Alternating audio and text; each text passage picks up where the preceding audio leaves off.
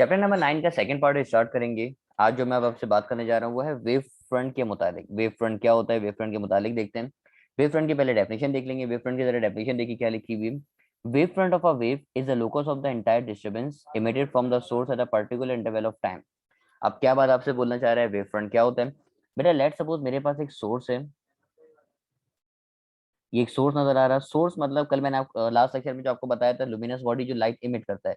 ये मेरे पास एक सोर्स है। इस सोर्स से बेटा लाइट इमिट हो रही है। ये लाइट इस तरीके से इमिट होती हुई जा रही है। आपने देखा ना, लाइट जब स्प्रेड होती है तो इस तरीके से स्प्रेड होती है, जो मैंने आपको डायरेक्शन बना के दिखाई है। लाइट आपकी इस तरीके से स्प्रेड होती हुई आपको नजर आएगी। तो लाइट जो स्प्रेड हो रही है बेटा, ये जो लाइट का आप लोकस देख रहे हो, ये जो नजर आ रहा है लाइट का, अगर आप लोकस देखोगे, ये जो लाइन बनी हुई नजर आ रही है, ये कलर जो मैं टिक कर रहा हूँ, ये जो लोकस नजर आ रहा है बेटा, इस चीज को आप बोलते हो वेव फ्रंट। जो डेफिनेशन में आपको बोला ना वेव फ्रंट, बताइए वेव फ्रंट क्या है। तो बेटा लाइट जो ट्रेवल कर रही है, जो डेफिनेशन लिखी हुई, डेफिनेशन से आप आइडिया कर लो कि डायग्राम से आइडिया हो जाए, कि अगर हो सकता है कभी आपसे डायग्राम में ही पूछ लेना कि भाई वेव फ्रंट क्या, तो आपको देख के आइडिया हो जाएगा। तो मैंने आपको डायग्राम डेफिनेशन में बताया कि wave front of the wave is the locus of the entire disturbance emitted from the source at a particular interval of time. किसी भी पर्टिकुलर इंटरवल ऑफ टाइम पे हो सकता है, तो वो आपका वेव फ्रंट कहलाएगा। अच्छा, वेव फ्रंट की आपके पास टू टाइप्स लिखी हुई नजर आ रही है। अगर आप यहाँ पे देखो बेटा, there are two types of wave front. Wave front की दो तरह की टाइप्स हैं। पहली टाइप नजर आ रही है स्फेरिकल वेव फ्रंट, सेकंड नजर आ रही है प्लेन वेव फ्रंट। अब स्फेरिकल क्या होता है, प्लेन क्या होता है। बेटा लाइट में अगर आप यहाँ पे देखो, लाइट के अंदर स्मॉल पोर्शन अगर आप सेलेक्ट करो, यहाँ से अगर आप स्मॉल पोर्शन सेलेक्ट करोगे तो ये स्मॉल पोर्शन आपको स्फेरिकल नजर आ रहा है। यानी सोर्स के अगर करीब होगे तो आपका जो वेव फ्रंट नजर आ रहा है ये स्फेरिकल है। लेकिन लाइट से अगर आप दूर जाते रहोगे और दूर जाने के बाद अगर आप हिस्सा सेलेक्ट करोगे तो बेटा ये हिस्सा देख रहे हो तो ये आपको प्लेन नजर आ रहा है। आप खुद देखो ना, लाइट से जितनी ज्यादा दूर जाते रहोगे आपका वेव फ्रंट प्लेन होता रहेगा, और लाइट से जितना करीब होगे उतना आपका वेव फ्रंट कैसा होता रहेगा, स्फेरिकल होता रहेगा। तो वेव फ्रंट की आपके पास दो तरह की टाइप्स हैं। दोनों टाइप मैंने आपसे शेयर करी। एक टाइप आपके पास कहला रही है स्फेरिकल वेव फ्रंट, एक टाइप आपके पास कहला रही है प्लेन वेव फ्रंट। तो स्फेरिकल कब होगा, ये एमसीक्यू में पूछ सकता है, बताओ स्फेरिकल कब होगा। जब आप सोर्स से नियर होगे, जब आप सोर्स से नियर होगे तो वेव फ्रंट स्फेरिकल होगा। और जब आप बेटा सोर्स से अवे होगे, यानी अगर मैं लिख के दिखाऊं कि अगर आप सोर्स से अवे होगे, दूर जाते रहोगे, तो आपका जो वेव फ्रंट है बेटा वो क्या हो जाएगा, प्लेन वेव फ्रंट हो जाएगा। तो थोड़ा सा अब आपको आइडिया हो गया वेव फ्रंट के बारे में कि वेव फ्रंट क्या है। वेव फ्रंट के बाद आपको आइडिया हो गया बेटा स्फेरिकल वेव फ्रंट क्या होता है, और आपको आइडिया हो गया प्लेन वेव फ्रंट क्या होता है। बेटा इन वेव फ्रंट की बात करने के बाद हमारी बुक के अंदर इसके बारे में एक प्रिंसिपल मौजूद है। उस प्रिंसिपल को आपको समझना है, प्रिंसिपल क्या है। प्रिंसिपल के बारे में बात करेंगे कि प्रिंसिपल किस हवाले से। तो बेटा मैं आपको बताऊं, वेव फ्रंट के बारे में हमारे पास एक प्रिंसिपल है जो कहलाता है हाइजीन्स प्रिंसिपल। बेटा फिर वही बात, चैप्टर नंबर 9 का मैंने आपको कहा कि थोड़ा सा थ्योरेटिकल चैप्टर है, बहुत सारी चीजें आपको इसमें भी सीखनी है। तो एक एक करके मैं आपको बातें बताऊंगा हाइजीन प्रिंसिपल में है क्या। कब ये प्रिंसिपल सजेस्ट किया, तो आपको बता रहे हैं 1617 के अंदर Christian hygiene describe the propagation of light energy in the wave of waves and suggested. अब क्या सजेस्ट कर रहे हैं, एक एक पॉइंट मैं आपको समझाऊं। पहला पॉइंट पढ़ो बेटा, क्या बोल रहे हैं, every point on the wave front behaves like a source called secondary source of light. बेटा देखो, लेट सपोज आपकी ये सोर्स था, इस सोर्स से लाइट एमिट हुई, ये एक वेव फ्रंट आ गया, सही है। इसने लाइट एमिट करी, ये एक वेव फ्रंट आ गया। अब अगला जो वेव फ्रंट होगा, अगला वेव फ्रंट भी तो ट्रेवल करेगा। देखो ये जो वेव फ्रंट आया ये सोर्स से आया।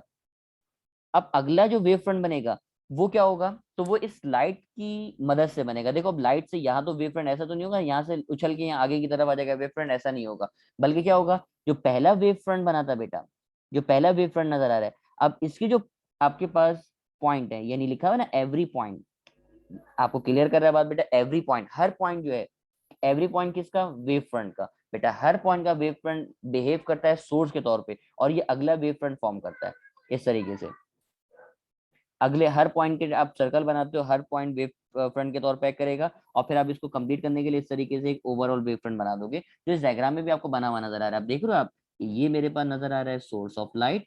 इस सोर्स ऑफ लाइट का ये एक वेव फ्रंट बनता हुआ नजर आ रहा है, जो पुराना वेव फ्रंट है, मतलब जो पहले बना है। इसके जो हर पॉइंट है बेटा, ये हर पॉइंट एक्ट कर रहे हैं किसके तौर पे, सोर्स के तौर पे एक्ट कर रहे हैं, जिसका नाम उसने क्या रखा हुआ है, सेकेंडरी सोर्स ऑफ लाइट। बेटा ये जो पहला वाला सोर्स ऑफ लाइट है ये कहला रहा है प्राइमरी सोर्स ऑफ लाइट। और जो आगे के डॉट्स नजर आ रहे हैं, डॉट्स आप देख रहे हो ना, जो मैं हाईलाइट कर रहा हूँ, जो रेड कलर से नजर आ रहे हैं, जो डॉट्स बना रहा हूँ, ये डॉट मेरे पास कहला रहे हैं कौन से source of light, secondary source of light. और इसकी नई ये वेवलेट्स बन रहे हैं, ये जो आपको बने हुए नजर आ रहे हैं ना, सर्कल सर्कल जो बने हुए नजर आ रहे हैं, जिसको मैं हाईलाइट कर रहा हूँ, ये मेरे पास वेव फ्रंट नजर आ रहे हैं इस तरीके से।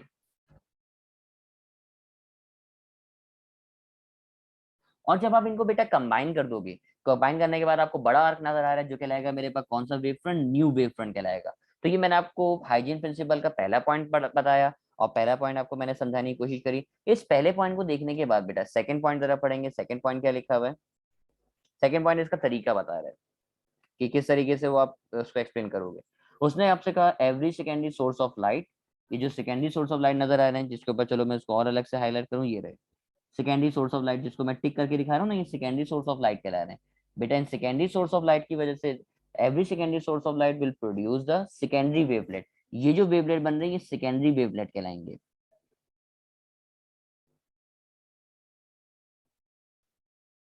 Secondary wavelet and new position of wave front. आप वो तरीका बता रहे हैं कि न्यू पोजीशन कैसे बनेगी। ऐसे ये बात आपके लिए इतनी इंपॉर्टेंट नहीं है कि आप कैसे बनाओगे, टेंजेंट बनाते हो by drawing a plane tangent to the secondary, तो इतनी बात आपके लिए इंपॉर्टेंट नहीं है क्योंकि वो इतनी डेप्थ में आपसे एप्टीट्यूड पे पूछेगा नहीं। क्योंकि लेकिन क्योंकि हाइजीन प्रिंसिपल की बात थी तो मैंने आपको समझा दी। बेटा अब आपको थोड़ा सा आइडिया होना चाहिए कि वेव फ्रंट क्या होता है। जैसे मैं अपनी बात को अगर रिकॉल करूँ ना, ये नजर आ रहा, आपको आइडिया होना चाहिए कि वेव फ्रंट क्या होता है। वेव फ्रंट पता चल गया कि सर ये जो डिस्टर्बेंस नजर आ रही होती है, locus of the entire disturbance, इस बात को हाईलाइट कर दो।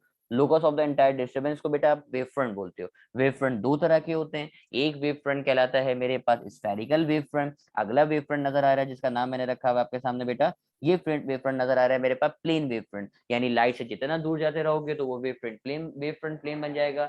जो लाइट सोर्स के करीब होगा वो कहलाएगा मेरे पास स्फेरिकल वेव फ्रंट। और स्फेरिकल प्लेन वेव फ्रंट के बाद बेटा अगली चीज नजर आ रही है आपके पास हाइजीन प्रिंसिपल। हाइजीन प्रिंसिपल में मैंने दो पॉइंट आपको बताया, दोनों पॉइंट अब आपको क्लियर हो गए होंगे। वेव फ्रंट की बात करने के बाद बेटा आगे बढ़ेंगे। अब अगली बात जरा देखिएगा है क्या। लेट सपोज मेरे पास लाइट आई, लाइट इंसिडेंट हुई, टकरा के बैंड हो गई, लाइट आई टकरा के बैंड हो गई। देखो लाइट का टकरा के बैंड हो जाना, आपकी जो लाइट आ रही है लाइट का टकरा के बैंड हो जाना, बेटा आज के बाद से इस चीज को बोलोगे डिफ्रैक्शन। लाइट का टकरा के बैंड हो जाना यानी bending effect of light. Definition पढ़ो जरा क्या लिखी हुई है। वेन एवर अ रे ऑफ लाइट, जब कभी भी रे ऑफ लाइट बेटा इंसिडेंट होती है किसी भी sharp edge of an obstacle, obstacle रुकावट को कहा जाता है, sharp edge of an obstacle, it bends toward the geometrical shadow, इस चीज को आप बोलते हो डिफ्रैक्शन। आगे बढ़ो ना क्या लिखा हुआ है, this bending phenomena of light is called diffraction. बेटा जो रे आके टकराती है उस रे को बोलते हो इंसिडेंट रे, और जो रे टकरा के जाती है उस रे को आप बोलते हो कौन सी रे, डिफ्रैक्टेड रे। तो मेरे पास दो तरह की रे हो गई, इंसिडेंट रे और डिफ्रैक्टेड रे। अब बेटा आपको आइडिया हो गया डिफ्रैक्शन के बारे में, डिफ्रैक्शन क्या है, इंसिडेंट रे, डिफ्रैक्टेड रे। अब मैं आपसे बात करूंगा इसकी टाइप्स की, कौन कौन सी टाइप हो सकती है। पहली रे की जरा आप देखना, मेरे पास एक ऑब्स्टिकल, आपके पास source of light, source of light, ये रही आपकी स्क्रीन। अब आपकी रेज गई बेटा, रेज टकराई, और टकरा के इस तरीके से एक पॉइंट पे बैंड हो गई, मतलब हर रे बैंड हुई और एक पॉइंट पे कन्वर्ट हो गई। बेटा जो रे जाके टकरा रही है, जो रे यहाँ पे जाती हुई नजर आ रही है, इन रे का मैंने नाम लिख के दिखाया। ये जो रे नजर आ रही हैं, ये रे नजर आ रही है मुझे इंसिडेंट रे। और और बेटा जो रे आपकी डिफ्रैक्ट हो रही है, जो एक जगह पे मिल रही है, वो रे कहला रही है डिफ्रैक्टेड रे। बेटा आज के बाद से इस तरह के डिफ्रैक्शन को आप बोलोगे फ्रेस्नल डिफ्रैक्शन। नाम मैंने आपको बताया, इस तरह के डिफ्रैक्शन को बोलोगे फ्रेस्नल। अब फ्रेस्नल में क्या खास है जरा देखना। बेटा फ्रेस्नल में खास क्या है, आपका जो सोर्स है ये एक फाइनाइट डिस्टेंस पे, जो आपको सोर्स नजर आ रहा है ये सोर्स आपका बेटा फाइनाइट डिस्टेंस पे है, जबकि स्क्रीन नजर आ रही है स्क्रीन भी फाइनाइट डिस्टेंस। फाइनाइट डिस्टेंस का मतलब है कि जिसको आप मेजर कर सको, फाइनाइट है, ऐसा नहीं कि इन्फिनिटी में मौजूद है। अगर आपका सोर्स और स्क्रीन फाइनाइट डिस्टेंस पे हो तो ये जो डिफ्रैक्शन नजर आ रहा है ये डिफ्रैक्शन कहलाएगा मेरे पास कौन सा डिफ्रैक्शन, फ्रेस्नल डिफ्रैक्शन। पढ़िए जरा क्या लिखा हुआ है, अल्फाज लिखे हुए, इन फ्रेस्नल डिफ्रैक्शन, फ्रेस्नल डिफ्रैक्शन के ऊपर बेटा source of light and the screen, यानी सोर्स ऑफ लाइट और screen where diffraction is form are kept and finite distance. देखो खुद बात को हाईलाइट कर रहा है कि कौन सा डिस्टेंस है, अगर फाइनाइट डिस्टेंस पे होगा तो इस तरह की डिफ्रैक्शन को आप बोलोगे फ्रेस्नल डिफ्रैक्शन। अब देखो सोर्स आपके फाइनाइट डिस्टेंस पे, तो ये जो वेव फ्रंट बनेंगे ये वेव फ्रंट आपके स्फेरिकल वेव फ्रंट बनेंगे। पढ़िए जरा क्या लिखा हुआ है, in Fresnel diffraction the wave front following and leaving the obstacle are not plane, plane नहीं होंगे।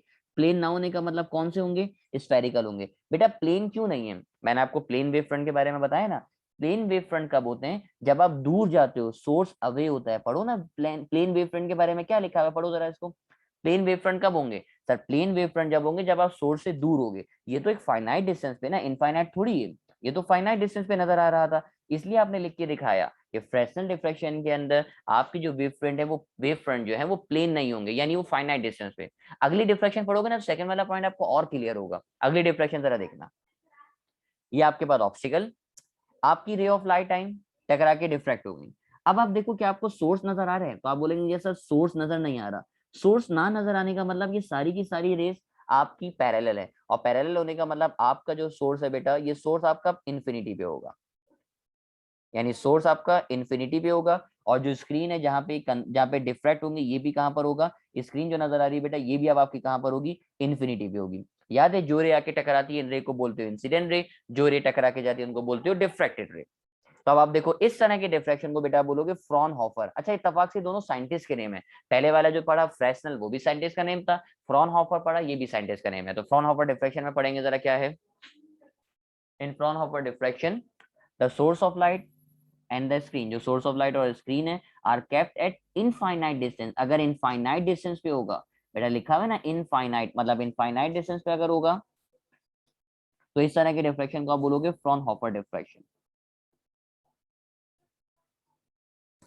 अच्छा जी, बेटा सेकंड बात देखो, आपकी वेव फ्रंट, आपकी जो सोर्स और स्क्रीन है वो इनफाइनाइट डिस्टेंस होगा। इनफाइनाइट का मतलब होने का मतलब दूर। पढ़ो ना बेटा क्या लिखा हुआ है, सोर्स अवे है, अवे का मतलब दूर। अगर दूर होगा तो कौन सा वेव फ्रंट होता है, तो आप बोलेंगे सर प्लेन वेव फ्रंट होगा। तो सेकंड पॉइंट मेरे ख्याल में आप क्रैक कर सकते हो इसका।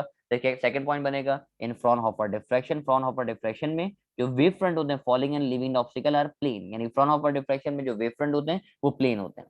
अब यहाँ से एमसीक्यूज बन सकते हैं। चैप्टर नंबर 9 में से एमसीक्यूज आते कम है, लेकिन एमसीक्यू आने का चांस जरूर है कि एमसीक्यू किसी भी तरीके से, भाई वेव फ्रंट क्या है, वेव फ्रंट के बारे में बात कर ली, डिफ्रैक्शन क्या है, डिफ्रैक्शन क्या होता है, डिफ्रैक्शन कितने तरह के होते हैं, एक डिफ्रैक्शन कहलाता है फ्रेस्नेल डिफ्रैक्शन, एक डिफ्रैक्शन कहलाता है फ्रॉनहोफर डिफ्रैक्शन। बेटा फ्रॉनहोफर डिफ्रैक्शन के बाद अगले टॉपिक की तरफ मैं आऊंगा। अगला टॉपिक अपना देखते हैं क्या है। टॉपिक का नाम लिखा हुआ है डिफ्रैक्शन ग्रेटिंग। अब डिफ्रैक्शन ग्रेटिंग क्या है, देखो मैंने आपको स्लिट बनाने का एक तरीका बताया था। स्लिट बनाने का एक तरीका क्या है, आपने एक पेपर लिया, पेपर लेने के बाद इस पेपर पे बॉल पेन की मदद से बिल्कुल बारीक सा होल किया। अब इस पेपर को जब आप लाइट पे, आप बल्ब की तरफ करके देखोगे तो आपको इस लाइट में से ब्राइटनेस आती हुई नजर आएगी, मतलब ये चमकता हुआ नजर आएगा, क्योंकि इस होल में से लाइट पास हो जाएगी। तो इतनी नैरो ओपनिंग की उसमें से लाइट पास हो सके, उस चीज को आप बोलते हो स्लिट। ये स्लिट कहला रहा है। स्लिट बनाने का तरीका मैंने आपको बताया, स्लिट क्या है, नैरो ओपनिंग। मैं लिख के भी अगर दिखाऊं, नैरो ओपनिंग कि उसमें से लाइट पास हो सके, नैरो ओपनिंग कि उसमें से क्या पास हो सके, लाइट पास हो सके, उस चीज को आप बोलते हो स्लिट। तो स्लिट बनाने का एक और तरीका मैं आपसे शेयर करता हूँ, जरा देखिएगा। लेट सपोज मेरे पास एक ग्लास का पीस है, इस ग्लास के पीस के ऊपर मैंने लाइंस को ड्रॉ किया, इक्वी डिस्टेंस पैरेलल लाइंस को ड्रॉ किया, बहुत सारी लाइंस को ड्रॉ किया। अब लाइंस को जब ड्रॉ किया मैंने बेटा, लाइंस को ड्रॉ करने के बाद इन लाइंस के दरम्यान में ये जगह नजर आ रही है जिसको मैंने ब्लू से हाईलाइट कर दिया। ये जो जगह नजर आ रही है, अब ये जगह जो आप देख रहे हो, ये जगह बेटा एक्ट करेगी किसके तौर पे, स्लिट के तौर पे एक्ट करेगी, क्योंकि इसमें से सिर्फ आप लाइट पास हो सकती है। आपने ग्लास पीस के ऊपर बहुत करीब करीब लाइंस को ड्रॉ कर दिया। अब ये ब्लू कलर से जगह नजर आ रही है जहां से लाइट पास हो सकती है, इस चीज को आप बोलोगे स्लिट। तो ये जो प्रोसेस है लाइंस ड्रॉ करने का, इस चीज को आप बोलते हो डिफ्रैक्शन ग्रेटिंग। पढ़ो जरा डिफ्रैक्शन ग्रेटिंग की डेफिनेशन क्या है।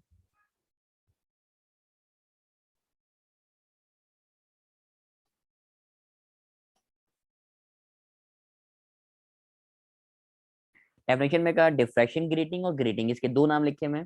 अच्छा जी, क्या होता है, is a transparent place, transparent place जैसे ग्लास है, मैंने अभी बताया ना glass transparent place, on which जिसके ऊपर आप थाउजेंड्स ऑफ लाइन, लाइंस भी कौन सी, equidistance parallel. Equidistance का मतलब लाइंस के दरमियान का डिस्टेंस सेम होना चाहिए।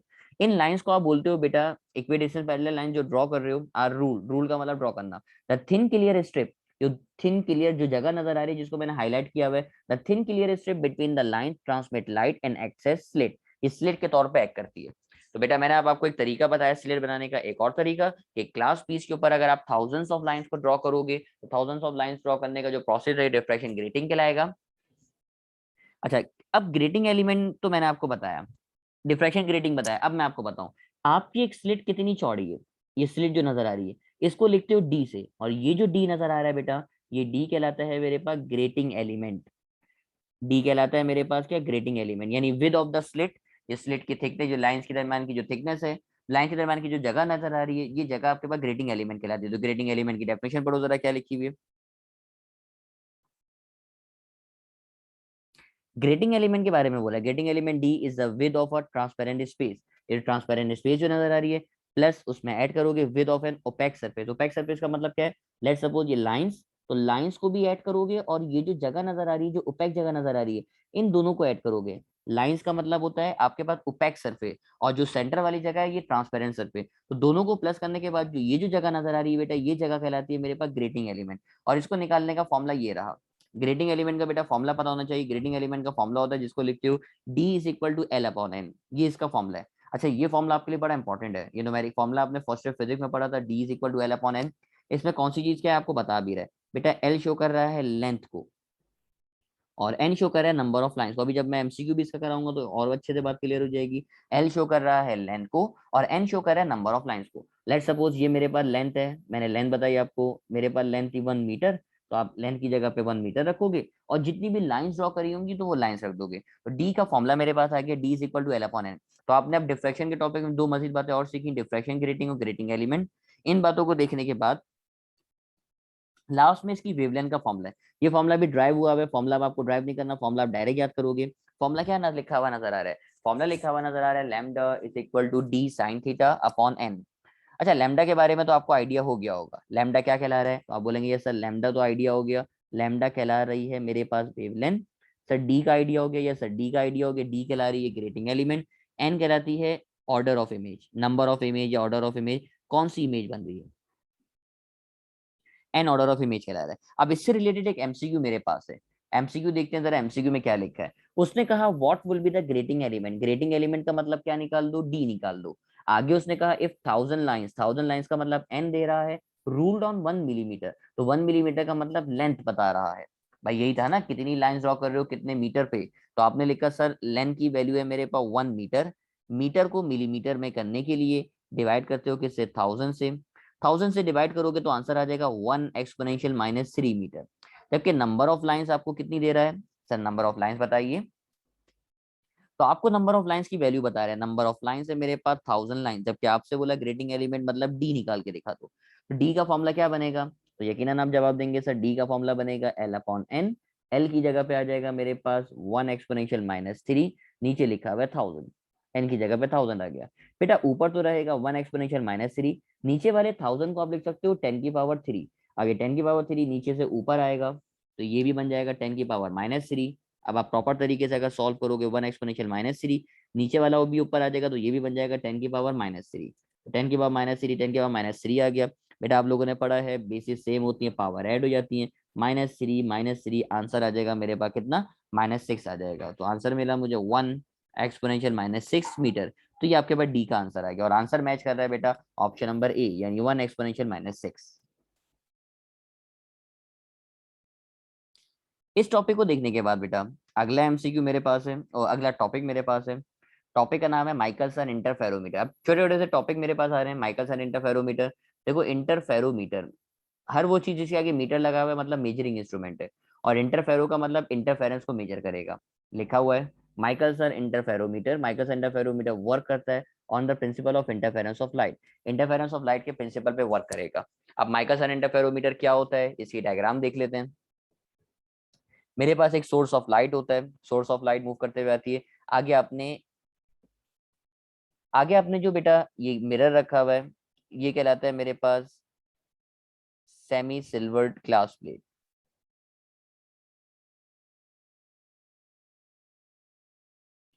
सेमी सिल्वर ग्लास प्लेट है जो लाइट को दो पार्ट्स में डिवाइड कर देगा। एक पार्ट लाइट का रिफ्लेक्ट हुआ, रिफ्लेक्ट बैक हुआ, ऊपर की तरफ गया। ऊपर आपने जो मिरर लगाया बेटा, ये मिरर कहलाता है फिक्स मिरर।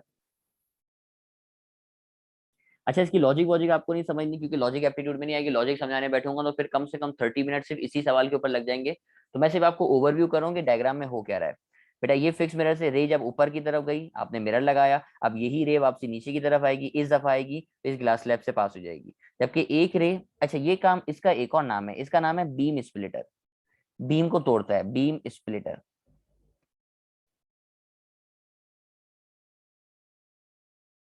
बीम स्प्लिटर मतलब लाइट को ब्रेक करेगा, लाइट को ब्रेक किया तो लाइट का एक पार्ट यहाँ से रिफ्लेक्ट हो गया था, ये रिफ्लेक्टेड रे कहलाती है, एक लाइट को उसने रिफ्लेक्ट कर दिया था।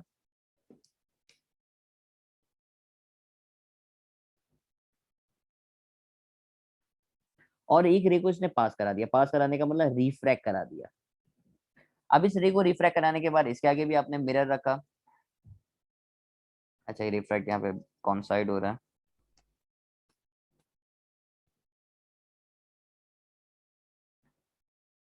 ये एक और मिरर आ गया। ये मिरर भी मेरे पास, मैंने इसका नाम लिखा सर, ये मिरर भी मेरे पास फिक्स मिरर है। अच्छा, इसमें से कुछ डिवाइसेस के अंदर, माइक्रो इंटरफेरोमीटर के अंदर जो ऊपर वाला मिरर है, उसमें कुछ डिवाइसेस में ये मूवेबल मिरर भी होता है। मूवेबल मिरर भी कहलाता है। आप अगर बुक में डायग्राम में देखोगे मूवेबल मिरर भी लिखा हुआ नजर आएगा। तो ये रेस आपस में इंटरफेरेंस कर रही हैं। अब ये इसके नाम लिखे हुए नजर आ रहे हैं। ये पहली वाली रे का नाम नजर आ रहा है बीम स्प्लिटर। बीम स्प्लिटर मैंने लिख के दिखा दिया। सेकेंड वाले का नाम लिखा हुआ नजर आ रहा है कंपनसेटिंग प्लेट, पी डैश नाम रखा हुआ है। फिक्स मिरर आ गया, एम डैश हो गया, मूवेबल मिरर हो गया, एम हो गया। बाकी चीजों को इरेज कर दूं। अच्छा, मुझे जो बात आपको पढ़ानी थी ना, इतनी सारी बातों में मेरा नहीं ख्याल कि डायग्राम आपसे पूछेगा, लॉजिक आपसे पूछेगा। ये बिल्कुल बेकार तरीन बात है जो आपसे पूछेगा। ये फॉर्मूला आपके लिए इंपॉर्टेंट है, ये फॉर्मूला आपको पता होना चाहिए। Lambda is equal to 2D/n। इस फॉर्मूले का आपको अगर आइडिया होगा तो फिर आप आगे यहाँ से बढ़ सकते हो। आप अगर एमसीक्यू भी आया तो आप इसको सॉल्व कर सकते हो। फॉर्मूला लिखा हुआ नजर आ रहा है, lambda is equal to 2D/n। आपके लिए फॉर्मूला इंपॉर्टेंट है, डायग्राम इंपॉर्टेंट नहीं है। फॉर्मूले की तरफ मैं आऊंगा। लैम्डा तो आपको पता है सर, लैम्डा क्या है, तो आप यकीनन मुझे जवाब देंगे सर लैम्डा है मेरे पास वेवलेंथ। बिल्कुल सही कहा। सर ये डी क्या है, तो डी कहलाता है मेरे पास डिस्टेंस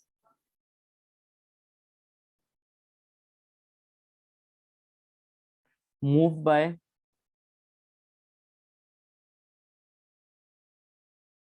मूवेबल मिरर। वो डिस्टेंस जो मूवेबल मिरर कवर करेगा बेटा, वो डिस्टेंस डी कहलाएगा।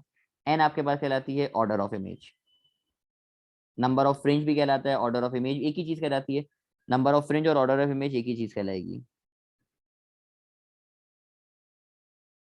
मैंने लिख के दिखाया नंबर ऑफ फ्रिंज। तो बेटा ये जो बातें मेरे पास आ रही थी बेसिक बेसिक, मैंने अब आपसे शेयर कर दी, क्योंकि मैं नहीं चाह रहा कोई छोटी से छोटी बात भी मैं स्किप करूं। मेरा नहीं ख्याल इससे कोई एमसीक्यू आपसे पूछा जाएगा।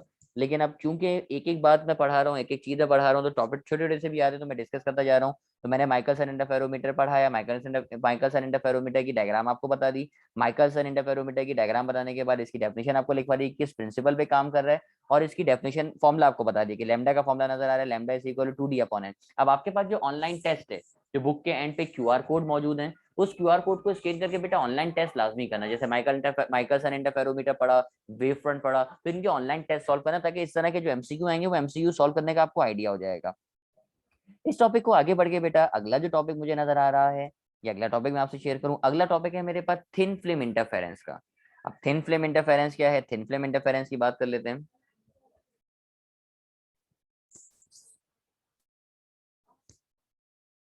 आपको डेफिनेशन नजर आ रही है बेटा थिन फिल्म की। थिन फिल्म क्या है? Thin film is a transparent material whose thickness is equal to और less than the wavelength of the light. आपने अक्सर देखा होगा आपके घर में अगर कभी सोप रखा हुआ हो,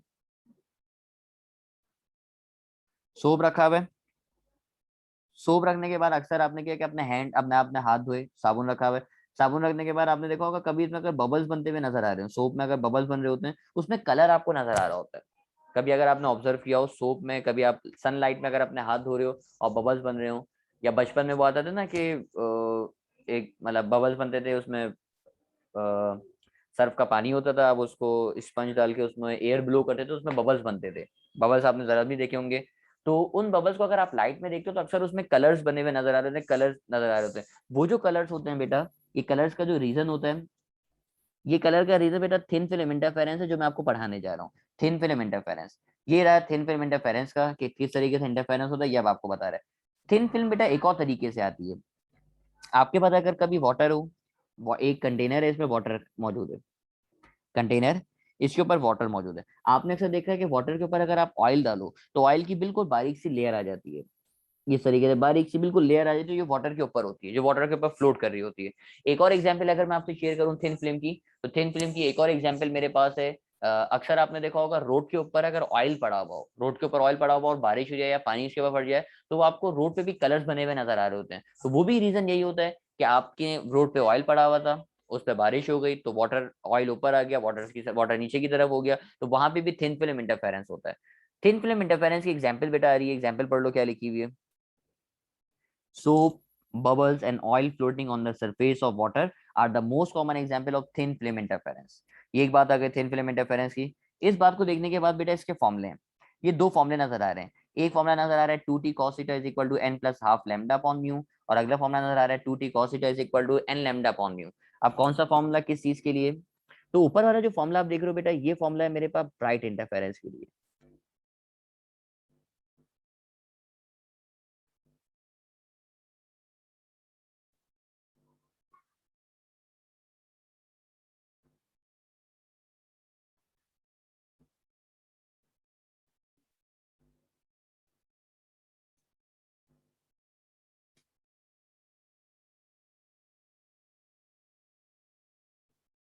ओके बेटा, आपके सामने दो फॉर्मूले नजर आ रहे हैं। एक नजर आ रहा है ब्राइट इंटरफेरेंस के लिए, एक नजर आ रहा है डार्क इंटरफेरेंस के लिए।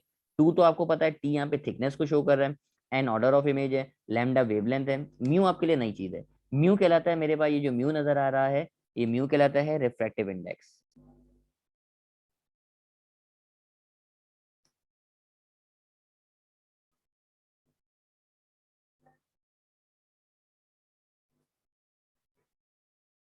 अच्छा, कुछ मैं इजाफी बातें बताऊं आपको।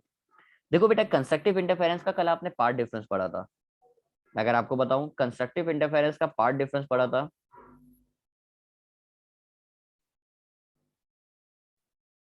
चलो सिर्फ कंस्ट्रक्टिव ही लिख लेते हैं। कंस्ट्रक्टिव इंटरफेरेंस का पार्ट डिफरेंस का फॉर्मूला पढ़ा था, P D is equal to 0 lambda 2 lambda, या डॉट डॉट डॉट करके पढ़ा था एन लैम्डा। और आपको मैंने लास्ट लेक्चर में ही पढ़ाया है डिस्ट्रक्टिव इंटरफेरेंस के लिए।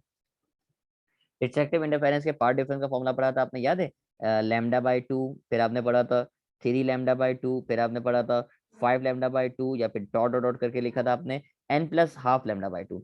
अब यहाँ से आपसे half plus N plus half lambda. अच्छा, अब यहाँ से आपसे थिन फिल्म इंटरफेरेंस में जो बात पूछेगा ना, मैं आपको बताऊं बेटा, जो फॉर्मूला कंस्ट्रक्टिव इंटरफेरेंस का था, थिन फिल्म के अंदर जो कंस्ट्रक्टिव का था वो डिस्ट्रक्टिव का बन जाएगा, और जो फॉर्मूला डिस्ट्रक्टिव का था वो कंस्ट्रक्टिव का बन जाएगा।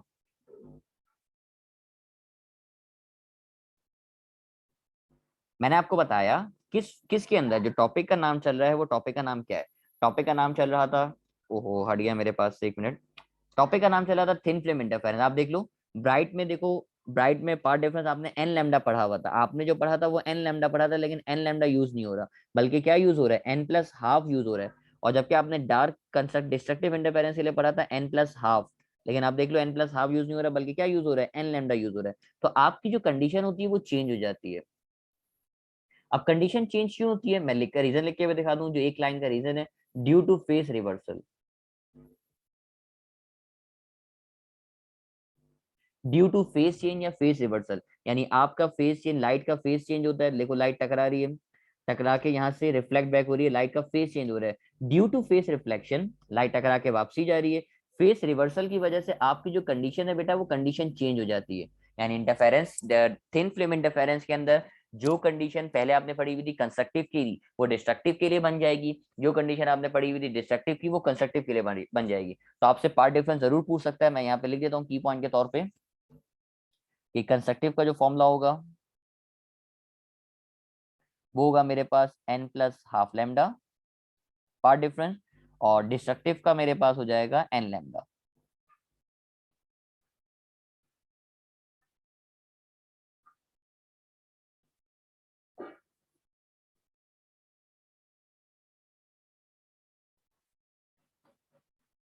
डिस्ट्रक्टिव का हो जाएगा मेरे पास एन लैम्डा। तो बेटा ये भी एक छोटा सा टॉपिक था मेरे पास थिन फिल्म इंटरफेरेंस का। थिन फिल्म इंटरफेरेंस में कुछ मैंने बातें बताई। अच्छा, फेस रिवर्सल कितना हो रहा है, ये भी एक बात पूछ लेते हैं आपसे।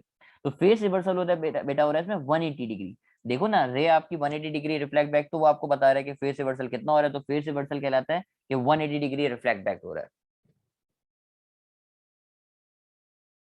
अब 180 डिग्री क्या हो रहा है, देखो लाइट आपकी यहाँ पे पहले नीचे की तरफ आ रही है, इस तरफ इंसिडेंट कर रही है, और रिफ्लेक्ट बैक वापसी हो जा रही है। देखो अगर डायरेक्शन अपोजिट चेंज हो जाए, तो अपोजिट चेंज होने की डायरेक्शन एंगल 180 होता है ना। देखो रे पहले नीचे की तरफ आ रही, ये रे, और फिर यही रे यहाँ से ऊपर की तरफ वापसी जा रही है। तो फेस रिवर्सल कितना होता हुआ नजर आ रहा है?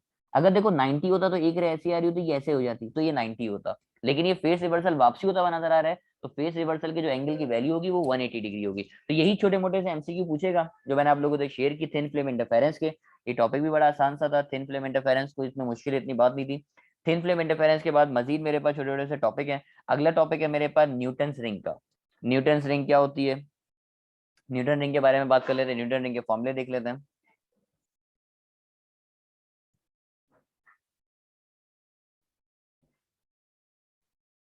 ओके, न्यूटन रिंग की पूरी कहानी आपकी स्क्रीन पे नजर आ रही है, जरा देखिएगा। उसने आपसे कहा when monochromatic ray of light, जब मोनोक्रोमेटिक रे ऑफ लाइट आप यूज करोगे incident on a plano convex lens. अब प्लेनो कॉन्वेक्स लेंस का मतलब क्या है, देखो मेरे पास एक कॉन्वेक्स लेंस, ये कॉन्वेक्स एक कॉन्वेक्स लेंस है, मैं चलो यहाँ बना देता हूँ इस तरीके से। ये मेरे पास कॉन्वेक्स लेंस, इस कॉन्वेक्स लेंस को आपने सेंटर से कट कर दिया। कट करने के बाद आपने इसमें से एक हिस्सा अलग कर लिया, लेंस को कट करने के बाद इसमें से एक हिस्सा अलग कर लिया। ये जो हिस्सा अब आपको नजर आएगा बेटा, ये जो हिस्सा नजर आ रहा है, ये लेंस आपके पास कहलाएगा कौन सा लेंस, प्लेनो कॉन्वेक्स लेंस।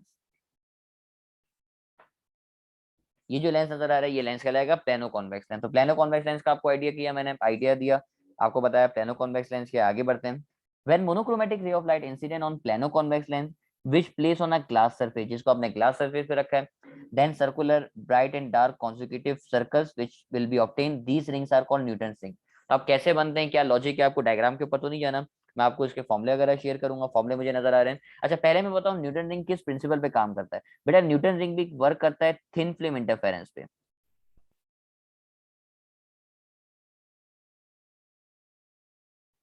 आपका जो न्यूटन रिंग है बेटा, ये न्यूटन रिंग भी किसके ऊपर वर्क कर रहा है, तो मैंने आपको लिख के दिखाया आपके सामने, न्यूटन रिंग भी बेटा वर्क कर रहा है किस पे, थिन फिल्म इंटरफेरेंस पे। जबकि ये इसके फॉर्मुले नजर आ रहे हैं, फॉर्मुले नजर आ रहे हैं, ये ऊपर वाला फॉर्मुला नजर आ रहा है, ये फॉर्मुला होता है मेरे पास ब्राइट सर्कल के लिए, और जो नीचे वाला फॉर्मुला नजर आ रहा है ये फॉर्मुला होता है मेरे पास डार्क सर्कल के लिए। तो आप फॉर्मुले याद कर लो, एनईटी के टेस्ट में अगर कैलकुलेशन करने का है तो कैलकुलेशन कर लेना। अब कौन सी चीज क्या है तो मैं आपको बताऊं, जो आपने लेंस यूज किया है उस लेंस का जो रेडियस ऑफ कर्वेचर है ये आपके पास आर कहलाता है। तो मेरे ख्याल में रेडियस ऑफ कर्वेचर का आपको आइडिया होगा, क्योंकि आप लोगों ने चैप्टर नंबर 10 अगर पढ़ा है तो उसका आइडिया जरूर होगा कि लेंस का रेडियस ऑफ कर्वेचर क्या होता है। अगर नहीं आता तो मैं बता देता हूँ। ये देखो ये आपके पास मिरर है, लेंस है सॉरी, लेंस में सेंटर पॉइंट ये एफ होता है, ये 2f होता है। तो लेंस से लेकर 2f तक का जो डिस्टेंस है, ये जो डिस्टेंस होता है बेटा, ये लेंस का आपका रेडियस ऑफ कर्वेचर कहलाता है, जिसको आप आर बोलते हो। तो ये रेडियस ऑफ कर्वेचर है। तो रेडियस ऑफ कर्वेचर ही मैंने आपको बताया, रेडियस ऑफ कर्वेचर निकालने में इस्तेमाल होता है। लैम्डा आपको पता है वेवलेंथ है, एन कहलाता है आपके पास नंबर ऑफ सर्कल, कौन सा सर्कल बन रहा है, number of ring, bright ring. अच्छा सर्कल के रिंग यूज कर लो तो ज्यादा अच्छा हो जाएगा। ये हो जाता है मेरे पास ब्राइट रिंग, जबकि ये हो जाता है मेरे पास डार्क रिंग। तो एक हो गया ब्राइट रिंग, एक हो गया मेरे पास डार्क रिंग।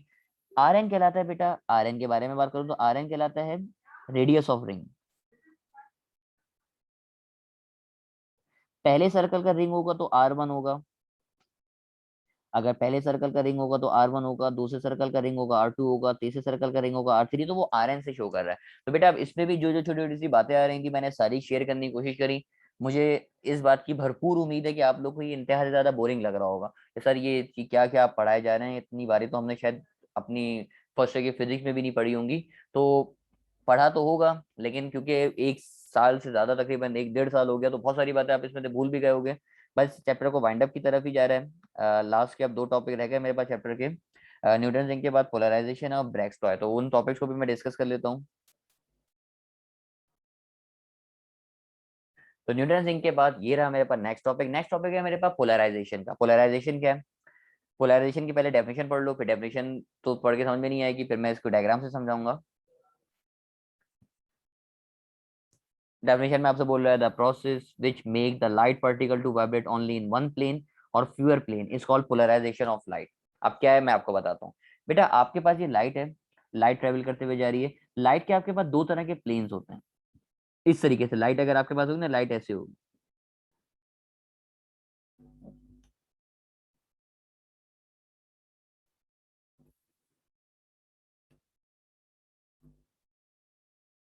लाइट आपकी इस तरीके से। अब ये लाइट आपकी ट्रेवल कर रही है, ये लाइट मैंने बना के दिखाई। अब ये लाइट के 2 प्लेन नजर आ रहे हैं, एक प्लेन एक्स में नजर आ रहा है, एक प्लेन वाई में नजर आ रहा है, 2 प्लेन नजर आ रहे हैं। अब ये लाइट आपकी क्रिस्टल में से पास हुई, जो क्रिस्टल नजर आ रहा है इस क्रिस्टल का नाम पढ़ोगे क्या लिखा हुआ है, क्रिस्टल, कोई एक क्रिस्टल रखा हुआ नजर आ रहा है, ये जो एक्सिस नजर आ रहा है, जो लाइन बनी हुई नजर आ रही है डॉटेड, ये एक्सिस का नाम पढ़ोगे, क्या लिखा हुआ है, एक्सिस का नाम लिखा हुआ है क्रिस्टेलोग्राफिक एक्सिस। क्रिस्टेलोग्राफिक एक्सिस है मेरे पास, इसमें से आपकी लाइट पास हुई। अब देखो लाइट जब पास नहीं होती उससे पहले लाइट के दो एक्सिस थे, एक एक्स पे था एक वाई पे था, जबकि ये जो एक्सिस देख रहे हो आप बना हुआ ये वाई वाला एक्सिस देख रहे हो। तो मुझे बताओ आपकी जो लाइट है, इस लाइट में से वाई वाला एक्सिस पास हो जाएगा, ये जो वाई वाला एक्सिस है ना ये पास हो जाएगा, जबकि जो एक्स वाला एक्सिस है ये इसमें से पास नहीं हो पाएगा। जो एक्स वाला एक्सिस नजर आ रहा है ये इसमें से पास नहीं हो पाएगा। तो जो एक्सिस पास हो पाएगा वो है मेरे पास कौन सा एक्सिस, वाई एक्सिस है, और जो पास नहीं हो पाएगा वो क्या है, वो एक्स एक्सिस है। देखो लाइट पहले, मैं अगर पहले की बात करूँ ना, ये मैं बोलता हूँ लेट सपोज ये बिफोर,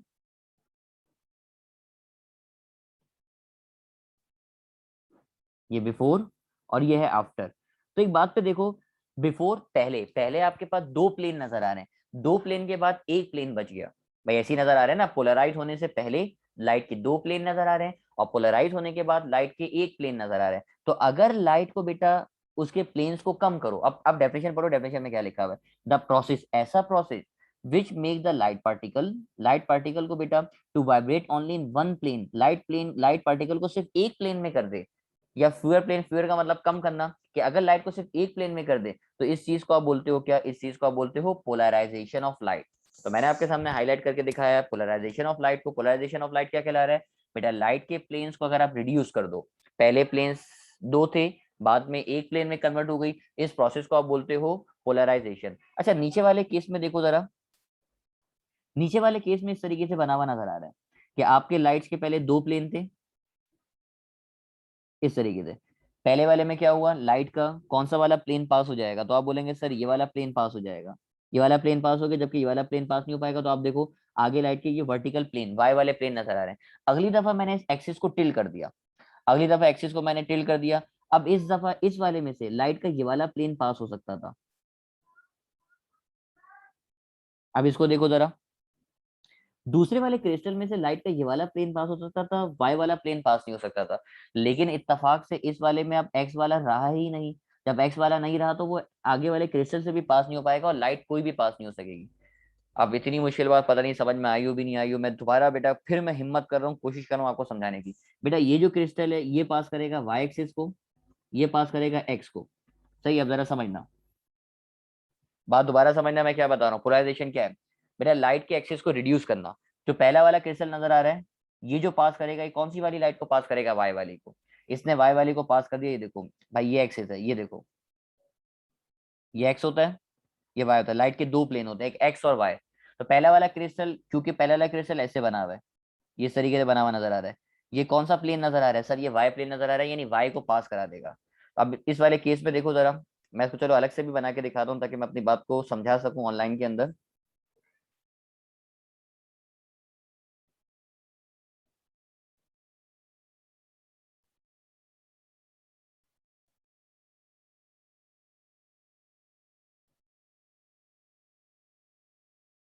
देखो बेटा ये लाइट का एक्सिस नजर आ रहा है, ये एक्स होगा ये वाई होगा। आगे आपने क्रिस्टल रखा हुआ है, ये जो क्रिस्टल है जो पहला वाला क्रिस्टल जिसका नाम रखा हुआ है पोलराइजर, तो पहला क्रिस्टल होता है बेटा ये पोलराइजर कहला रहा है। पोलराइजर पोलराइजर वाई को पास कराएगा, इसने वाई को पास करा दिया। अब ये जो लाइट है बेटा इसमें से वाई पास हो गया, एक्स ब्लॉक हो गया, एक्स इसमें से पास नहीं हो पाया। देखो ना वाई को पास कराएगा तो वाई पास हो गया, जबकि जो एक्स था ये एक्स पास नहीं हो सका। अब देखो लाइट के पहले कितने प्लेन थे, तो आप बोलेंगे सर पहले लाइट के दो प्लेन थे, अब दो प्लेन से कितने प्लेन में आ गया, एक प्लेन में आ गया। तो ये जो चीज है इस चीज को बोलोगे पोलराइजेशन। लाइट के प्लेन्स को रिड्यूस करना, दो प्लेन से एक प्लेन में किया, तो ये चीज कहलाएगी पोलराइजेशन। आगे वाला जो प्लेन नजर आ रहा है, आगे वाला प्लेन लिखा हुआ है एनालाइज, आगे वाला जो क्रिस्टल नजर आ रहा है उसका नाम है एनालाइजर। एनालाइजर किसको पास कराएगा, आप बोलेंगे सर एनालाइजर पास कराएगा एक्स को। अब देखो दूसरी वाली रे में, जो दूसरी रे जो नजर आ रही है, इस रे में तो एक्स ही नजर नहीं आ रहा। मैं इससे पूछूंगा भाई आपके अंदर कौन है, तो आप बोलेंगे सर सिर्फ मेरे अंदर वाई, एक्स तो है ही नहीं। ये जो पास कराता है एनालाइजर, ये एक्स को पास कराता है, अब इसके अंदर एक्स रहा ही नहीं, तो इसका मतलब कोई लाइट पास नहीं हो पाएगी। अब पता नहीं बात फिर समझ में आई नहीं आई, मैंने फिर दोबारा बात समझाने की कोशिश करी। भाई अगर बात समझ में आ गई तो बहुत अच्छी बात, नहीं आई तो इसको अब याद ही करोगे आप लोग। ये पोलराइजेशन क्या है, लाइट के प्लेन्स को रिड्यूस करना पोलराइजेशन कहलाएगा। पोलराइजेशन में भी लिख के दिखा रहा है कि आपके पास जो पहला क्रिस्टल होता है ये पोलराइजर कहलाता है, दूसरा क्रिस्टल होता है वो एनालाइजर कहलाता है। अच्छा पोलराइजेशन की मदद से क्या चीज प्रूव की गई ये आपके लिए इंपॉर्टेंट है, ये बात देख लीजिए। अच्छा क्रिस्टल का नाम लिखा नजर आ रहा है tourmaline crystal. Transverse nature of light, ये स्टेटमेंट पढ़ लो बेटा, स्टेटमेंट आपके लिए इंपॉर्टेंट है। In 1817 Thomas Young's proof with the help of polarisation, polarisation की मदद से प्रूफ किया था। क्या प्रूफ किया था, ये देख लो बेटा, light waves are transverse wave, light wave जो है ट्रांसफर, कल मैंने पढ़ाया भी था कि थॉमस यंग ने प्रूव किया। अच्छा मुझसे कल मिस्टेक होगी, थॉमस यंग मैंने कहा था, मैंने अपनी बात में लिख दिया था यंग डबल स्लिट एक्सपेरिमेंट, तो वो मिस्टेक है, उस मिस्टेक को मैं सही कर दूं, क्योंकि अपनी गलती को एक्सेप्ट करना ये बात अच्छी होती है। मैंने गलत बात डिलीवर कर दी, मैं वो मतलब गलती की थी, तो मैं उसको गलती को एक्सेप्ट कर रहा हूँ बेटा। वो यंग डबल स्लिट नहीं है, बल्कि वो थॉमस था, तो थॉमस यंग ही, मैंने एक्सपेरिमेंट गलत बता दिया था, मैंने आपको एक्सपेरिमेंट बताया था यंग डबल स्लिट एक्सपेरिमेंट, जबकि वो यंग डबल स्लिट एक्सपेरिमेंट नहीं था, बल्कि वो प्रोसेस कौन सा था, पोलराइजेशन था। क्योंकि आप लोगों को मैं फर्स्ट मतलब चैप्टर नंबर 9 काफी अरसे बाद पढ़ा रहा था, तो मुझसे मिस्टेक हो गई थी, तो बात इसको करेक्ट कर लेना, कल जो लास्ट लेक्चर है उसमें मिस्टेक हुई होगी, जब आपको स्लाइड्स वगैरह मिले या बुक में भी आप देखो तो उसको बात को करेक्ट कर लेना, कि पोलराइजेशन की मदद से आप थॉमस यंग ने ट्रांसवर्स नेचर को प्रूव किया था। इसके बाद chapter number boring chapter, chapter number 9, last topic की तरफ जाऊंगा। लास्ट टॉपिक है मेरे पास ब्रैक्स लॉ का। ब्रैक्स लॉ में किस चीज की बात करेगा, जरा देखो ब्रैक्स लॉ के बारे में।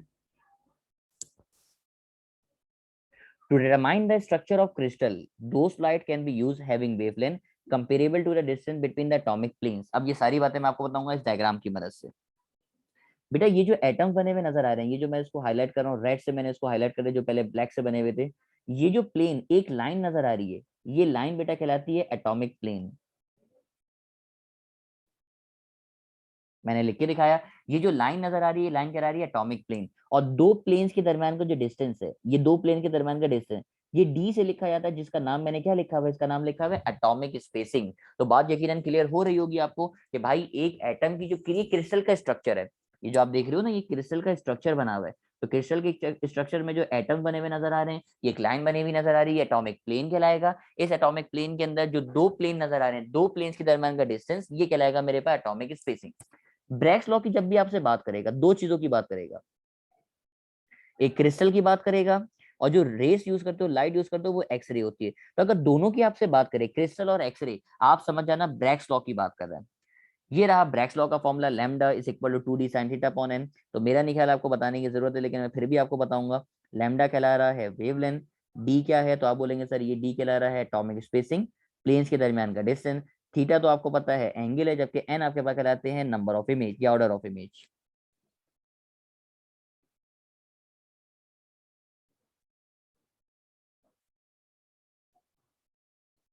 एन कहला रहा है order of image. Last MCQ इस टॉपिक से रिलेटेड है, ब्रैक्स लॉ से related. This is the equation of Bragg's law and this equation help us to study the structure of crystal, structure of crystal and the wavelength of X-ray. बात आ गई, crystal की बात कर रहा है, एक्सरे की बात कर रहा है, इसका मतलब ब्रैक्स लॉ की बात कर रहा है। ये रहा मेरे पास लास्ट एमसीक्यू। एमसीक्यू देखते हैं। एमसीक्यू में कहा what will be the order of image, order of image का मतलब एन निकाल दो, if the X-ray of wavelength, X-ray of wavelength का मतलब लैम्डा दे रहा है, देखो मैंने इसको लिखना चाहा, लैम्डा दे रहा है मुझे 2 angstrom, was used while the atomic spacing, बेटा atomic spacing का मतलब d दे रहा है, d की वैल्यू आ गई मेरे पास कितनी, 2.4 एंगस्ट्रॉम। और आगे आपसे बोल रहा है ग्लैंसिंग एंगल, एंगल का मतलब थीटा दे रहा है, theta is equal to 30 degree, और आपसे बोल रहा है एन बता दो। देखो लैम्डा का फॉर्मूला है lambda is equal to 2d sin theta upon N. अब एन चाहिए तो एन ऊपर जाएगा, लैम्डा नीचे आ जाएगा, तो एन का फॉर्मूला हो जाएगा 2d sin theta upon lambda. बेटा वैल्यूज पुट करवाओगे, वैल्यूज पुट करते हैं, ये हो जाएगा 2, डी की जगह पे आ जाएगा मेरे पास 2.4, फिर लिखा हुआ मेरे पास साइन 30 आ जाएगा, और नीचे लैम्डा की जगह पे 2 आ जाएगा। अच्छा एंगस्ट्रॉम को मैं जानबूझ के कन्वर्ट नहीं कर रहा, क्योंकि ये भी एंगस्ट्रॉम में है, ये भी एंगस्ट्रॉम में, तो दोनों एंगस्ट्रॉम में, तो कन्वर्ट करने की जरूरत नहीं है। देखो ये 2 से 2 क्या हो जाएगा, कैंसिल हो जाएगा, तो जो बच जाएगा मुझे बताइए सर, ये बचेगा एन इज इक्वल टू 2.4, और साथ में लिखा हुआ है साइन 30। बेटा साइन 30 निकालोगे तो साइन 30 का आंसर आता है 1/2। तो 2.4 को 1/2 से मल्टीप्लाई करोगे, 2 से डिवाइड करने का मतलब होता है इसका हाफ कर दीजिए।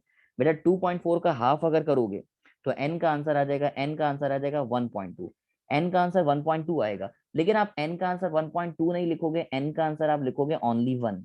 1 क्यों लिखोगे, देखो n ऑर्डर ऑफ इमेज है, और order of image whole number में होती है। मैं आपसे पूछूं, किसी बच्चे से नाम लेके पूछूं भाई आपके कितने बहन भाई हैं, वो बोल रहा है 2.5, तो 2.5 का मतलब तो कुछ नहीं होगा ना, 2.5 बहन भाई होंगे भाई, या तो 2 होंगे या 3 होंगे, 2.5 का मतलब क्या है, कोई मतलब सेंस नहीं बन रहा ना। तो ऐसी ऑर्डर ऑफ इमेज है, ऑर्डर ऑफ इमेज भी बेटा आपके पास या तो 1 होगा या फिर 2 होगा। तो आप ऑर्डर ऑफ इमेज बताओगे कि ऑर्डर ऑफ इमेज आंसर बेशक आपका 1.2 आ रहा है, लेकिन जो करेक्ट आंसर मार्क करोगे वो करेक्ट आंसर क्या मार्क करोगे, ऑप्शन नंबर ए यानी 1 मार्क करोगे। तो यहाँ पहुंच के आपका चैप्टर नंबर 9 कंप्लीट हुआ। उम्मीद करते हैं कि आपको ये चैप्टर थोड़ा बहुत समझ में आ गया होगा। चैप्टर में की पॉइंट नजर आ रहे हैं, इनके की पॉइंट लाजमी याद करना, क्योंकि सारी ही तकरीबन इसमें याद करने वाली बातें।